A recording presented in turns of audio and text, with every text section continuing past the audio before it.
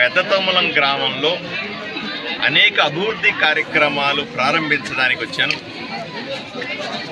ఊరు మొదట్లోనే కొత్తగా ఓ రోడ్డు నిర్మిస్తూ ఉన్నాం.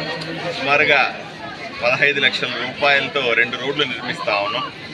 అలాగే ఇక్కడ హై స్కూల్కు సంబంధించి ప్రధానమంత్రి శ్రీ అనే పథకం, అంటే ఉన్నటువంటి హై స్కూళ్ళని అప్గ్రేడ్ చేయడం, అదనంగా వసతులు కల్పించడం.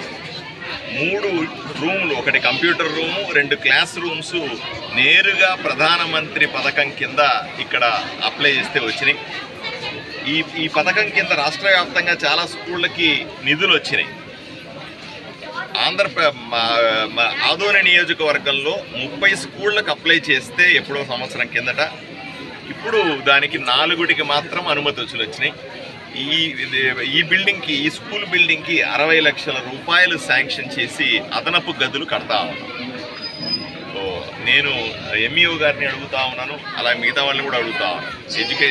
విద్యాశాఖ అధికారులు దయచేసి అన్ని స్కూళ్ళకు, మిగతా 30 స్కూళ్లకు ప్రపోజల్స్ తయారు చేయండి. నెక్స్ట్ సెట్లో ఇంకొక సంవత్సరానికి మళ్ళీ కూడా ప్రధానమంత్రి దగ్గర నుంచి నిధులు వచ్చే అవకాశం ఉంది. ఈసారి 4 స్కూళ్ళకు కాకుండా 30 స్కూళ్లకు ఎలా తేవాలనేది నేను ప్రయత్నం చేస్తానని రిక్వెస్ట్ చేశాను.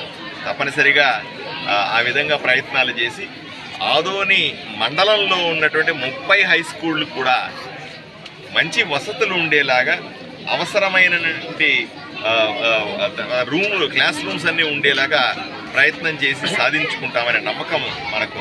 అదేవిధంగా మన అవసరమైనటువంటి టీచర్లు, విద్యా వాలంటీర్ల సమస్య కూడా కనపడతా ఉంది. ఇక్కడ పిల్లలు ఎక్కువ మంది ఉన్నారు, టీచర్ల సంఖ్య తక్కువగా ఉంది.